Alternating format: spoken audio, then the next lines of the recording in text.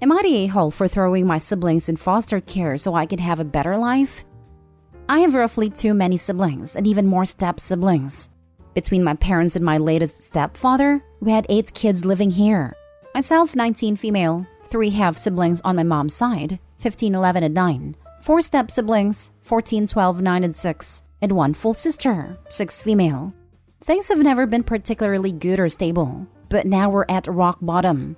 My mother and stepfather are going to be going away for a long time and everyone is in a rush to get all these kids into homes. I'm the only one who's over 18, so everyone wants me to do it.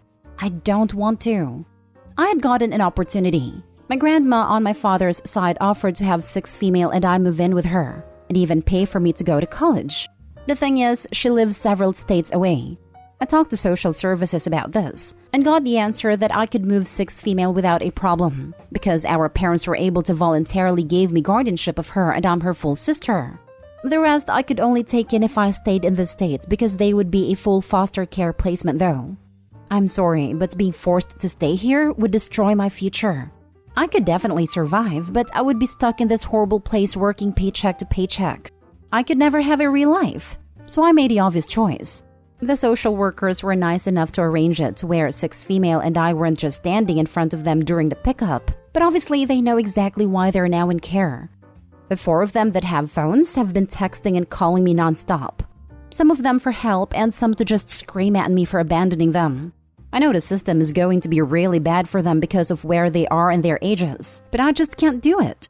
I can't blow this. This is mine and 6 females' first chance for a real life, and I feel like I owe it to both of us to take it. Am I in the wrong here? The kids and my mom think I am. My grandma thinks I should have done something but can't say what, and wouldn't let them in her house even if it could happen. The only person who doesn't think worse of me is 6 female, who says she likes the quiet, but obviously doesn't know the full story. Now for the top comments. Not stay home. Your siblings should be mad at your parents, not you. They were the ones putting everyone in this position. You are 19. In no way can or should you be the parent to that many kids. Don't fault yourself. You were put in that situation too, not just them. Good luck to all of you. And half-siblings and step-siblings, there should be other parents and grandparents who could take them in. The full sibling is the only one where there isn't another parent, and it sounds like grandparent is stepping up for her and you. Not the a-hole. Exactly what stuck out to me too.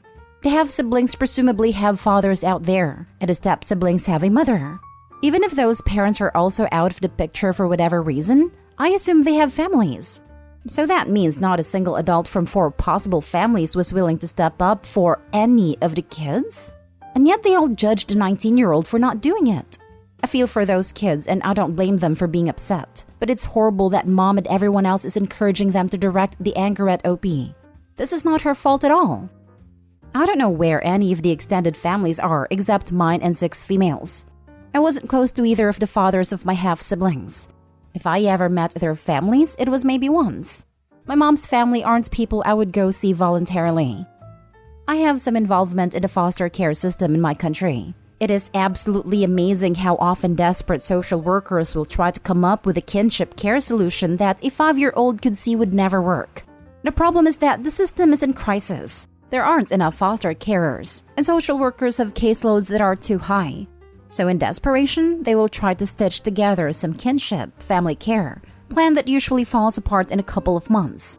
There is no way in the world that an 18-year-old should ever be approved to take on 6 or 7 children. It should never even have been offered as an option to you because you don't have the capacity to raise those children and care for them. You made the right choice. It's heartbreaking, but it's right. Next story is titled, Am I the a-hole for not letting my friend and her daughter live with me and my boyfriend? Me, female 25, and my boyfriend Marcus, male 29, have been together for 3 years, lived together for 2.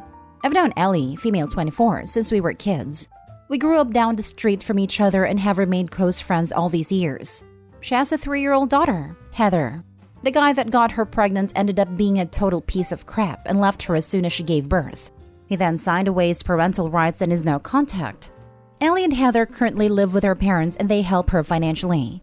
Ellie's family is from France and her parents have moved here before she was born. They decided they want to move back to France next year so they can be closer to the rest of the family. Ellie wants to stay here, but she's not financially stable enough to live on her own. Marcus and I bought a 3-bedroom house to move into in January.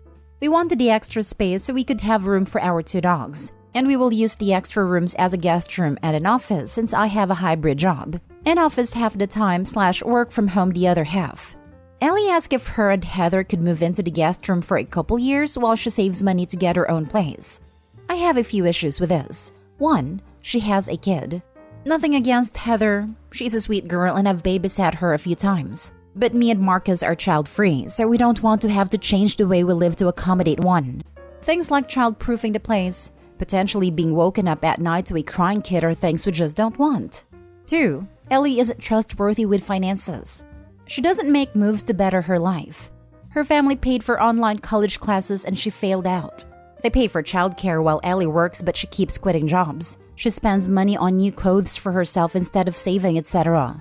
She does not contribute to bills or groceries for her parents whatsoever. Basically lives there for free. 3, Marcus and I just want our own space for us and our dogs. And we've worked really hard to save up the money for this house, and we just want it to be for us. 4, it would be for at least a year or 2. We wanted a guest room for friends and family to be able to stay with us when visiting, but only for temporary stays, like 1 to 2 weeks max. Marcus agrees with me on all these points. However, Ellie called me in tears saying that she has no other option, and that she wants her and Heather to stay in the US but can't do it alone. She practically begged me, saying that I was an a-hole for having all this extra space, and not using it to help her out of her situation when we've been friends for so long. She told me if the situation was reversed, she would do it for me. I don't want to have to see her move away and be unhappy, but the whole setup would just make us uncomfortable. Am I the a-hole? Not the a-hole at all. Those couple of years would basically be you with a child you didn't sign up for. And honestly, it would probably end up a lot longer than a couple of years. It's your house. You decide who stays and who doesn't. And her lack of planning is not your emergency. Ellie has other options. Either get her act together or move back to France with her parents. Not stay home. Right? She's acting desperate. But she has a home waiting for her in France if she's unwilling to not be a lazy flake. And it sounds like Ellie hasn't paid for rent, utilities, childcare, or food in years. She should absolutely have enough money saved to put a deposit on an apartment or something. This begs another question. Who will watch Heather while Ellie is at work or out? I'm assuming she will want Opie to watch the kid when she's working from home. If Ellie can't support herself and her child, she needs to move to France with her parents. Not expect to get the same treatment her parents give her from her friends. That is asking way too much of Opie and her husband. They may be lifelong friends, but it's not their responsibility to support her. Not the a-hole. Ellie has had months / years living with her parents to better her position and hasn't done so. Even though he signed away his rights, she could pursue the father for child support, but presumably hasn't done so. Why should you and your husband do more for Ellie and her daughter? House them, probably pay their utilities and maybe even feed them, than Ellie had done herself. If you let her move in, Ellie won't save. She'll just spend her money just like she always has. If Ellie wants a free ride, she can move to France with her parents. If she wants a free ride, she can just not. Because that's not the way the real world works. Not in the USA, not in France, not in Canada, not anywhere. Her parents are no longer responsible for her as an adult, and they're not obligated to pay thousands of dollars / euros for her to move to France so she can continue to leech off of them. She needs to get a job and support her child, and maybe it will take her being homeless temporarily to pull her head out of her behind and learn that. I feel bad for the daughter though. Next story. Am I the a-hole for not caring for a child I said I wouldn't care for? I, 28 female, am child-free. I don't even really like kids. My sister, 23 female Amber, has a kid, and because it's a pretty close-knit family, she's pretty used to everyone pitching in to help. She said she was going out for a few hours and was stopping at my house to pick up a package delivered to me by mistake. We have the same street number on similar sounding streets. Think 25 Hirsch and 25 Hurst, so this happens pretty often. When Amber got to my house, she put down her kid and said, "Thanks for watching him, by the way." I asked her what she was talking about. She said she was thanking me for watching her kid as well. I said that I never agreed to it and was not okay with that. But she said, "We're sisters. Family helps family," and ended up leaving. So I didn't. I left the kid right in my entryway where Amber left him and just went about my day. I didn't leave the house or anything, but I said I'm not a babysitter and I wasn't one. Well, Amber got mad at me when she came back 4 hours later and the kid had a full diaper and was crying when he saw her. I told her I said I wasn't watching her kid, and she's lucky I didn't call the police. But Amber said that not wanting to babysit doesn't mean you don't do it. The entire family sides with her, and Amber says she's cutting me off until I apologize and make more of an effort with my nephew. I've gotten nasty messages from relatives galore, and the only one who doesn't think me a raging witch is my dad, who doesn't involve at all in family drama. I do love my sister and understand family is family, but am I really the a-hole for not doing a job I expressly said I don't want? Now for the top comments. Everyone sucks here. You left a baby unsupervised for 4 hours? No matter what point you were trying to prove, are you really willing to risk the life of a baby to make it? The only good solution here was to tell her you wouldn't take care of the kid and tell her that if she leaves, you'll call the police. Then you call the police when she leaves. You don't let a kid unsupervised for 4 hours, even if your sister sucks. You don't let a kid unsupervised for 4 hours to prove a point. The baby was in a carrier. They left a child in the entryway in a carrier for 4 hours. Honestly disgusting of OP. Everyone sucks here.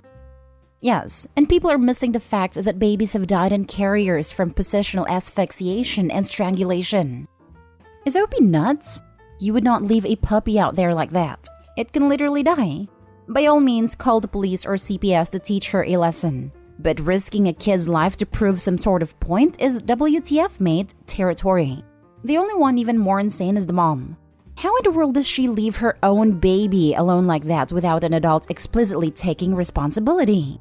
Truly, a lot of people in this world should not breed. This whole family's absolutely guano crazy. Everyone sucks here. Hard. You're the a-hole. You punished a tiny baby for the actions of an adult. Punishing the innocent is always an a-hole move. Doing it to a literal infant in diapers is unconscionable. You should be ashamed of yourself. Glad she plans to be child-free. At least some self-awareness, I guess. This is less child-free and more like anti-kid. Child-free people aren't cruel to kids. They just don't want them for themselves. She's what called aggressively child-free. They're some of the cruelest losers allowed to walk among the general public. Pathetic in every way and willing to let a child suffer for their own values. Now for the last story. Am I the a-hole for not wanting to babysit my ex's stepkids? Plus updates. My ex Thomas and I have been split for around 4 years. We have 2 kids together. Twins, a boy and a girl aged 12. He married Sandy about 18 months ago. She has 2 children between 7 to 10 years old. Our current custody agreement is I have the kids 2 weeks on 1 week off when they go to Thomas's. It's a private agreement we have as it works best with his job as he travels, so we make sure for that week he's home. Recently got a text from Sandy asking if I could come pick the kids up. She had plans and my ex had been held up at work. Wasn't a problem. I was on my way home from work so I could swing by and get them. I rang my ex to confirm that's what he wanted and also said it's around 5:30. I'll keep them for the night. He said that was great and would let Sandy know. When I got to their place, my kids opened the door and were packed and ready to go. The kids called out that I was there and they were leaving, and she yelled out a goodbye. As I was pulling out of the driveway, Sandy comes running out waving her arms. I stop and ask what the problem was, and she said why didn't take her kids. I said that wasn't what I agreed to and I would never agree to that. She replied, why not? I'm always babysitting your kids. I said that's something between you and Thomas, but my kids are my responsibility. And I'm sorry, but I don't know your children well enough to take them back to my house and have them stay. I left, and within 2 minutes, Thomas is on the phone begging me to go back and get Sandy's kids because she always watches ours. I said the same thing to him and hung up. I got the kids home, and while they were having dinner, I asked how often does Sandy watch them. My son said they normally don't see their dad till the weekend. Sometimes they see him in the morning, but it's normally Sandy who is with them during the week. I left the kids to watch TV and rang Thomas back. He started cussing me out about Sandy's kids. I let him finish and asked why he thought it would be appropriate for a woman that those kids hardly know look after them at my house. He said again that Sandy watched our kids, so fair is fair, and I've also upset her kids as they were looking forward to the sleepover. I rang my sister to vent and she flipped it on me and said I was taking my issues with Sandy and Thomas out on Sandy's kids. I don't have any issue with either of them, but I'm starting to feel like I was the a-hole, but I made no promises to our kids. Not the a-hole. That's just not how custody works. You aren't obligated to take care of your ex's stepkids. At this point, I would ask him if he wants to modify custody. Obviously, he is taking this as some sort of favor she is doing for you by babysitting your kids. Take that power off the table. If this is such a burden that she feels entitled to reciprocal childcare, I can certainly take that off both of your plate. And then there is no obligation that can even be inferred. Yep. Get all of their answers in text about how often the ex is actually spending time with the kids and how they both claim she is babysitting. If he isn't spending the time with them, he doesn't need them that often. Then the new wife doesn't really have anything to say, aside from the obvious fact that Opie's never obligated to watch these other kids. Info. She says she babysits the kids during Thomas week. She has never babysat for me during my time. Update. I wasn't aware that Thomas was MIA during the week. I always ask the kids how was it at their dad's, what they did, etc., but I never grill them for info, and they haven't mentioned before he hadn't been home. I also don't want to go guns blazing to my lawyers and changing our custody agreement. In our country, not America, it's very common to have private agreements done with our lawyers and not in front of a judge. I have messaged Thomas to have a catch-up about the kids. Info. For everyone asking about right of first refusal, this is not a law in our country.